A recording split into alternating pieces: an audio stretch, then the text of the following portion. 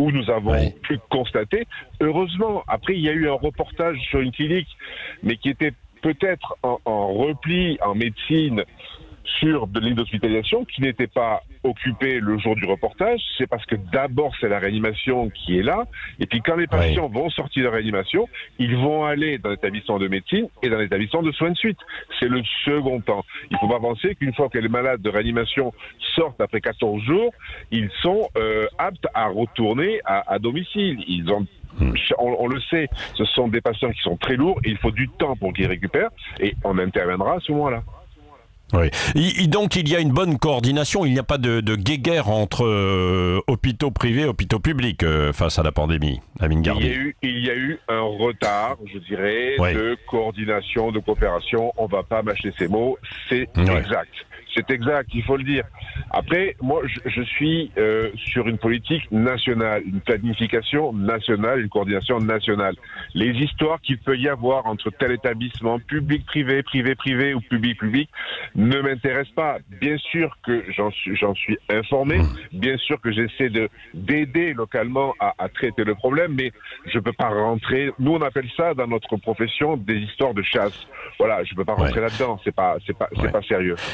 Et quelle est la stratégie dans les cliniques privées face à la chloroquine, au traitement à la chloroquine associé donc à un autre médicament, à une autre molécule, hein, comme le conseille le professeur Raoult dans son protocole? Alors là, je vais être très clair, je ne suis ni médecin, ni épidémiologiste.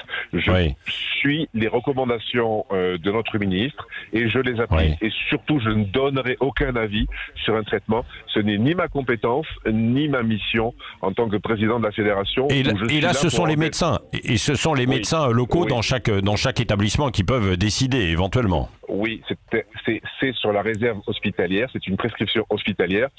C'est un problème, je dirais, qui doit être traité par les médecins, par les sachants. Moi, je suis un organisateur de soins, un planificateur, un coordinateur. Mon rôle, si vous voulez, en tant que président de fédération et également directeur d'établissement, c'est de faire en sorte que nos établissements puissent accueillir les patients et que nos médecins, qui sont libéraux, je le rappelle, aient les meilleures conditions pour prendre en charge ces patients. Ma mission s'arrête là. Je ne suis ni épidémiologiste et ni médecin. Oui, donc ce que vous dites aussi pour rassurer dans les régions qui ne sont pas encore totalement touchées et saturées, c'est qu'il y a toujours des lits de réanimation disponibles dans vos cliniques privées. Oui, et puis il faut être logique et il faut observer. On nous a demandé de déprogrammer nos blocs opératoires. Nous avons déprogrammé 200 000 patients. Mais par contre, je vais y revenir dans 30 secondes, si vous permettez. Oui. Donc, on a libéré de la place et on est prêt. Et je raisonne factuellement aussi dans des régions, nous ne sommes pas atteints par cette pandémie. Je dirais bravo, le confinement a payé. On n'est pas saturé et on pourra, dans quelques semaines, je dirais, reprendre une vie normale. Par contre, ce que l'on constate, et c'est important de le rappeler, c'est qu'il y a aujourd'hui un retard de soins hors Covid. L'activité de chirurgie carcinologique, donc les cancers, a été réduite de 50%. On va avoir des problèmes de prise en charge secondaire. Donc je lance un appel à nos concitoyens qui est de dire, n'attendez pas si vous avez des symptômes, allez voir votre médecin généraliste, allez voir votre spécialiste, allez dans les services d'urgence, parce qu'il faut aussi se dire que malheureusement, les autres pathologies ne se sont pas arrêtées. Et elles se développent, ce que l'on appelle en médecine, à bas bruit.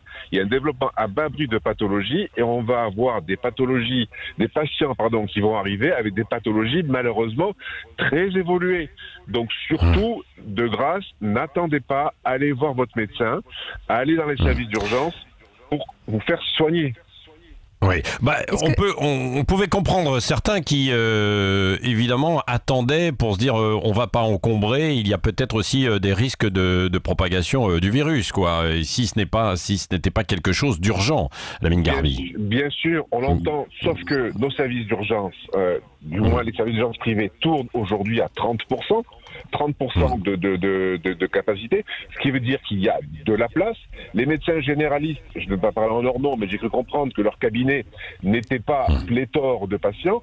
Et puis de toute façon, attendez, il y a un respect de gestes barrières. Tout le monde l'a compris. Nous prenons en charge les patients de manière très différenciée. Il y a des circuits, il y a des protections, il y a des contrôles de température à l'entrée dans nos établissements. Donc voilà. Mais reprenez le chemin de votre médecin, parce que j'ai peur que dans quelques semaines, on s'aperçoive qu'il y a eu des pathologies qui se sont développées. Et là, il y aura peut-être un second drame ou une seconde difficulté à traiter. Oui, avant Laurent Mauduit, Yves de Kerdrel et Christine Bouillot, une réflexion, Cécile ? Oui, je voulais savoir pour l'avenir, est-ce que ça veut dire que le secteur public et privé vont s'unir justement pour un système de santé, le système de santé de demain ? Je le réclame depuis des années.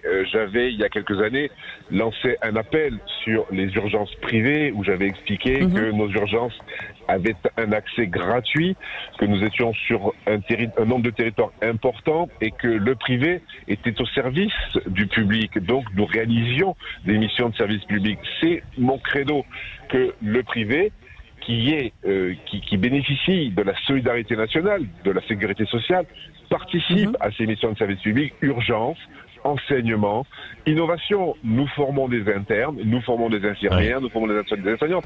Il faut le rappeler, c'est pas parce que nous sommes privés que nous sommes exclus de ces missions de service public, et je ne cesse de le rappeler. Donc, si vous voulez, ce n'est pas, je dirais, une réflexion de circonstance. Ça fait des années que je porte ce message, des années. J'espère être entendu, j'espère. Oui. Lamine Garbi, réflexion peut-être d'Yves de Kerdrel ou Laurent Mauduit ou Christine Bouillot. Laurent Mauduit, vous avez parlé justement aussi ce matin. Oui, allez-y. Il y a un appel très intéressant qui circule sur les réseaux sociaux, qui est lancé par une quinzaine d'organisations, d'ONG, ATTAC, CGT, etc., proposant des mesures pour le jour d'après, mais aussi des mesures d'urgence. Et dans les mesures d'urgence, il y a cette seconde proposition, c'est réquisition des établissements médicaux privés et des entreprises afin de produire dans l'urgence masques, respirateurs et tout le matériel nécessaire. Moi, je pense que ceci aurait réglé le problème, parce qu'on ne peut pas dire que les palinodies entre le public et le privé sont secondaires. Et je pense que le gouvernement a une sorte d'indulgence pour le privé, puisqu'on a vécu une privatisation en partie des systèmes de la politique sanitaire, et je trouve que la réquisition a été beaucoup plus énergique. Oui, la réquisition, Lamine Garbi. Oui. La réquisition, ça veut dire quoi? Ça veut dire que notre établissement est mis à disposition d'un tiers. C'est pas logique. Nous avons des équipements, nous avons des médecins, nous avons des personnels qui sont qualifiés, formés, et nous pouvons répondre. Je préfère qu'il y ait une orientation du 15, de la régulation, qui fasse que nous soyons, nous aussi, en première ligne. Pourquoi serions-nous réquisitionnés, alors que nous avons toutes les capacités de répondre? Les établissements qui n'ont pas les capacités, parce que tout le monde n'a pas de délit de réanimation, à ce moment-là, ils peuvent mettre à profit d'un tiers public ou d'un tiers privé ses médecins ou son matériel, mais ça doit se faire sous coordination des ARS.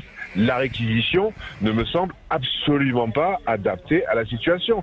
Et nous sommes tous volontaires. Nous serions, je dirais, un petit peu en repli, un petit peu attentifs. Non, depuis 3 semaines, j'explique que nous sommes présents. Et pourquoi je l'explique depuis 3 semaines? C'est parce que nous sommes passés à l'époque, mais ça paraît tellement loin, en phase 3, où nous étions tous, les soignants, les libéraux, les hospitaliers publics privés, en première ligne. Ouais. Yves de Kerdrel? Écoutez, moi, sur la réquisition, autant je la comprends sur des questions comme le matériel, et encore, on a pu voir que les réquisitions de masques produisaient des effets négatifs, c'est-à-dire que la réquisition empêchait de faire des achats à l'étranger. Donc il a fallu revenir sur le décret de réquisition pour pouvoir enfin acheter des masques en Chine. Donc c'est un mot et un concept à manier avec précaution. Mais ça ne peut concerner que du matériel de manière spécifique, mais pas des établissements privés qui de toute manière sont déjà sous une tutelle extrêmement étroite des autorités régionales de santé. Oui, merci Lamine Garbi. Oui. Oui, juste sur la réquisition des masques, la difficulté que nous avions à l'époque, c'est que nous ne pouvions pas acheter de masques, que ce soit en France ou à l'étranger. Nous devions passer par le stock d'État. Et on s'est aperçu que le stock d'État, il n'y en avait pas. Donc, nous étions bloqués. C'est pour ça que le 16 mars, suite à notre demande, mais coordonnée, cette réquisition a été levée. Et nous avons pu acheter, nos acheteurs ont pu acheter monde entier. Merci Lamine Garbi, président de la Fédération de l'hospitalisation privée. Dans un instant, on va retourner en région Occitanie aussi avec